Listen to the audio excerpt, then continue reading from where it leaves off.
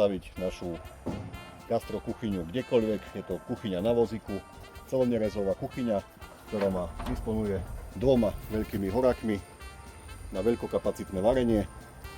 Nerezový 40-litrový kotol.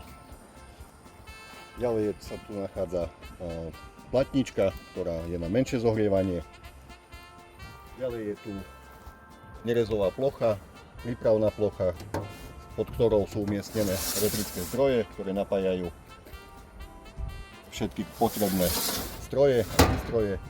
Ďalej sa tu nachádza 40-litrová chladnička s mrazničkou, do ktorej si viete dať mäso, zeleninu, všetko potrebné na varenie. Dve propanbutanové fľaše ako zásobník plynu. Tu je ďalšia plocha, ktorá je väčšia.